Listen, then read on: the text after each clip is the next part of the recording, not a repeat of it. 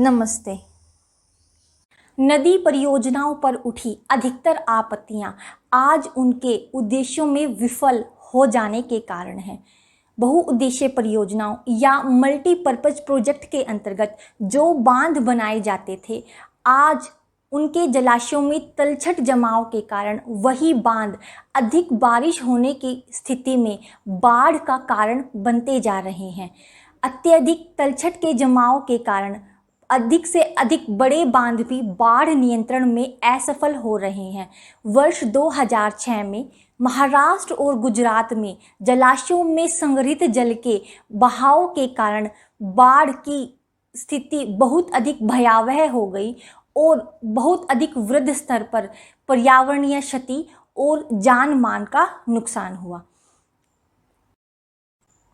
बांध के जलाशय पर तलछट जमा होने का अर्थ यह भी है कि तलछट, जो एक प्राकृतिक उर्वरक है, वह बाढ़ के मैदान तक नहीं पहुंच पाता। परिणाम स्वरूप आज भूमि निम्नीकरण की समस्या बनी हुई है। बहुउद्देशीय परियोजनाओं की विफलता के कारण आज भूकंप आने की संभावनाएं बढ़ रही हैं और अति जल के उपयोग के कारण आज जल जनित समस्याएं, कीटाणु फसल जनित समस्याएं और प्रदूषण तेज गति से फैल रहे हैं। बहुउद्देशीय परियोजनाओं के अलाभप्रद असर और उन पर उठे विवादों के चलते आज जल संरक्षण तंत्र इसके सामाजिक, आर्थिक और पारिस्थितिक तौर पर व्यवहार्य विकल्प हैं। प्राचीन भारत में उत्कृष्ट जलीय आकृतियों के साथ साथ अनेक जलीय ढांचे भी तैयार किए जाते थे।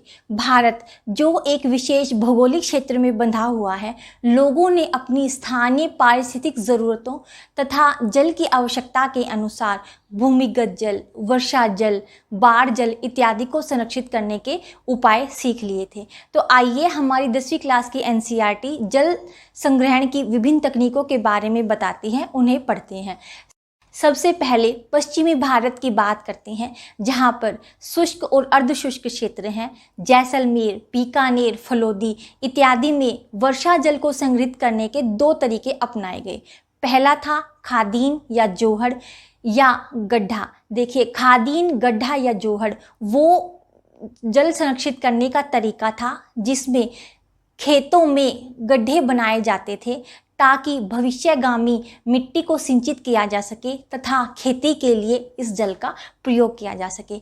इसके विपरीत वर्षा जल संग्रहण की दूसरी तकनीक थी टांका। यह वो तकनीक थी जिसमें वर्षा जल को खेती के लिए नहीं वरन पीने के पानी के रूप में इस्तेमाल किया जाता था।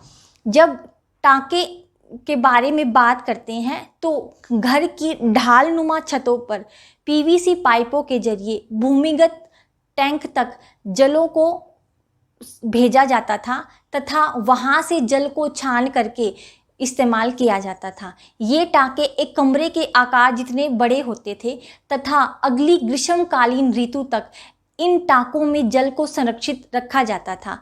एक और बात यह थी कि जल जिन कमरों में इकट्ठा रहता था उसके आसपास वाले कमरे भी ठंडे रहते थे। तो इस प्रकार एक तो गर्मी से बचाने के लिए और दूसरा पीने के पानी के रूप में इन टांकों का इस्तेमाल हमारे पश्चिमी भारत में बहुत समय से प्रचलित रहा है।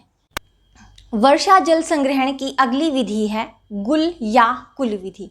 यह विधि मुख्यतः भारत के पर्वतीय या पहाड़ी क्षेत्रों में प्रयोग की जाती है। कुल जो कच्ची नालियाँ होती हैं तथा गुल जो पक्की नालियाँ होती हैं, वो स्वतः मनुष्य के द्वारा बनाई जाती हैं। नदी की धाराओं का रुख बदला जाता है तथा खेतों में इस प्रकार से सिंचाई की जाती है। भारत का पश्चिमी बंगाल राज्य, जो बाढ़ का प्रसिद्ध मैदान है, वहाँ पर भी वाहिकाएं बनाई जाती हैं तथा इसका इस्तेमाल पौधों की सिंचाई करने के लिए किया जाता है। अगली विधि है बांस ड्रिप सिंचाई विधि। यह विधि प्राचीन समय से ही लगभग 200 साल पुरानी विधि भारत के मेघालय में प्रचलित रही है। इस विधि में पाइपों की तरह बांसों का इस्तेमाल किया जाता है। इन बांसों में एक समय में 18 से 20 लीटर पानी को एकत्रित किया जाता है तथा बाद में इनसे पौधों की सिंचाई की जाती है।